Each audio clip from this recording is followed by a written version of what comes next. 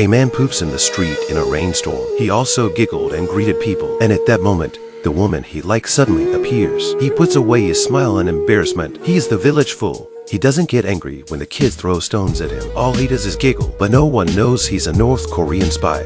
He was a highly skilled agent. He had been trained by the army since he was a child to be the strongest soldier, and his mission was to play the fool in the South Korean village and wait for the order from the organization. And he waited for 2 years to pass. Here he changed his name to Dong-gu and lived in a grocery store owner's house. Dong-gu had to fall down from the stairs 3 times a day in order to play the fool. Not even once less. During the 2 years Dong-gu pretended to be stupid, he gained the information about everyone in the village. Another spy lurking in the village is Sang-gu, a letter carrier. He has been here for 16 years, but the organization has never contacted him. They seem to have forgotten about him. Unknowingly, Dong-gu has become an indispensable person in the village. The children's brother would ask for his help when he was missing. The man would talk to him about life. This is what Dong-gu does not want to face, because friendship is the most destructive weapon. If one day he has to become an enemy with the villagers, what should he do? Dong-gu thinks that as long as he trusts the organization would trust him and help him take care of his mother. One day, a new spy was sent by the organization. He found Dong-gu and took the initiative to hit him. The two of them started to fight fiercely. However, it was hard to tell the winner of the fight for a while. It turns out that Ha-rang is also an agent of the organization. Dong-gu didn't understand why the organization would send someone when he had been lurking here for 2 years. Is he no longer trusted by the organization? Ha-rang didn't explain everything to him. He only said that he was on a mission. To find out all this, Dong-gu secretly followed Ha-rang. It turns out that the organization's mission for Ha-rang was to disguise him as a rock singer, but he was born with a poor singing voice, so his mission was never completed. Late at night, when it was quiet, Dong-gu would always write letters to his mother, even though he never sent them. But it was Dong-gu's whole spiritual support. One day Sang-gu found Dong-gu and said that he was ordered to go back. But Sang-gu had already adapted to the life here. He wanted to ask his family to abscond to South Korea, but they were caught. He wanted to borrow a gun from Dong-gu to kill some high-ranking South Koreans before committing suicide. This way, he could get a chance for his family to live. Dong-gu looked at him and then took out a pistol. Dong-gu said to him, "Second Lieutenant Sang-gu, you can kill yourself right there." Sang-gu took the gun from his hand and slowly put it into his mouth. He trembled madly. Then he pulled the trigger. However, there was no bullet in the gun. In the end, Dong-gu let him go because he knew the importance of family love. At night, while Dong-gu was arranging his mother's photos, suddenly a gun was put to his head. Dong-gu calmly said, "I'll give you a chance to tell me the name of your unit." Dong-gu slowly turned his head, but the man behind him did not say anything, but slowly pulled the trigger. Dong-gu said, "If you shoot, you will die first." This man said Dong-gu shoulders the honor of the motherland. "So don't forget your mission, comrade team leader." Dong-gu rushed to catch up with him. The two of them started a chase station on the roof, but the man in black disappeared from Dong-gu's view. The next day Dong-gu met a high school student. He was the mystery man from last night. He was a member of Wong-gyu's secret service team, Ha-chen. He admires Dong-gu a lot. However, his mission here is to spy on Dong-gu and Ha-rang. The trio's undercover mission is very boring, but their relationship with the villagers is getting better and better. At the party, they sing and play together. Dong-gu was stunned by these mundane scenes. He was not afraid of either the hard work of training or the fear of death. But this moment he was afraid. He was afraid that he would be changed by this group of simple villagers. What Dong-gu didn't know was, at this time, the civil war was over. The upper management was about to execute the 3 as betrayers.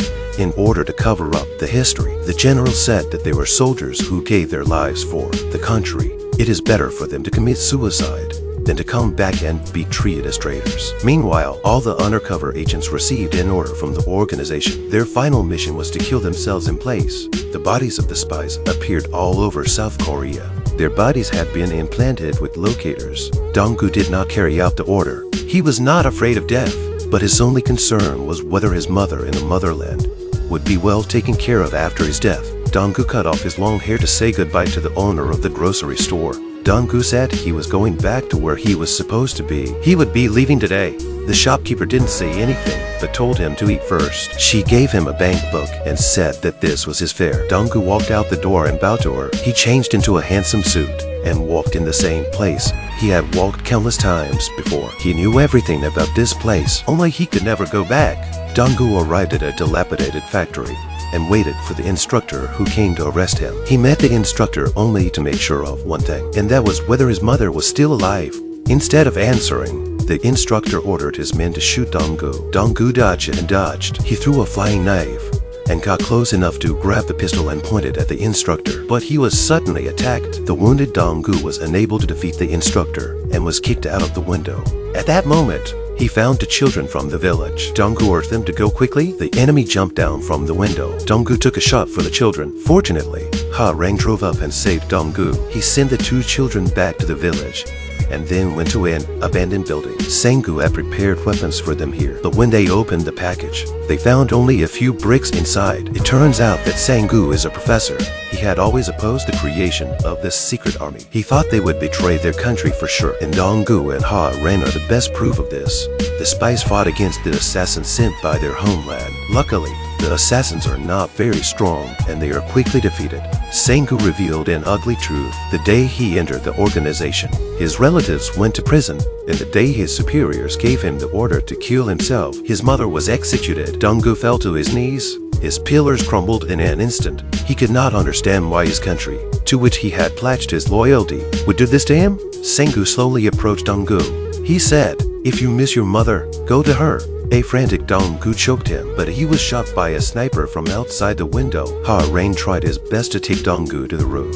The sky is dark and raining heavily. Ha-rang and Dong-gu prepare for the final duel. The instructor came to the roof and said he believed in Dong-gu, but he didn't expect Dong-gu to become a traitor. Dong-gu said, "I entrusted my mother to you, but you went to kill her." The instructor gave the order to kill Dong-gu. Individuals gathered around him were quickly beaten down by Dong-gu. At the duel, Dong-gu closed in on the instructor. He did not have the upper hand for several rounds. Because his martial arts skills were taught by the instructor, Dong-gu's numerous wounds on his body also made him unable to use his strength. Slowly, Dong-gu fell to the ground with blood on his body. The instructor picked up his gun and pointed it at Dong-gu. The instructor turned around and saw Ha-jin disguised as a police officer. The instructor pulls out a grenade from his pocket. He said, "Let's die together for the sake of our country." The instructor pulled the safety of the grenade. Ha-rang suddenly rushes out and hugs the instructor and falls to the bottom of the building with him.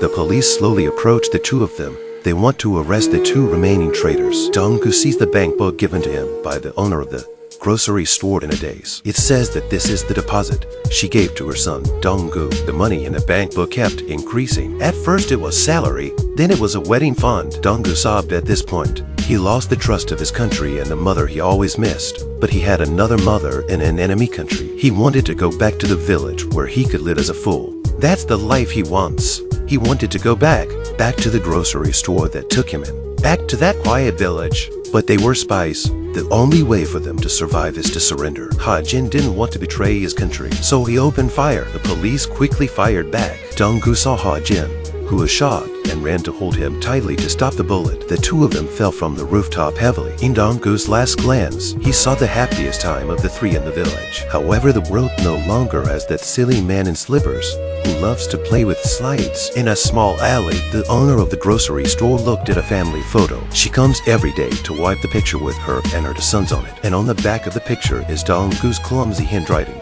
that says, "Don't be sick, Mom.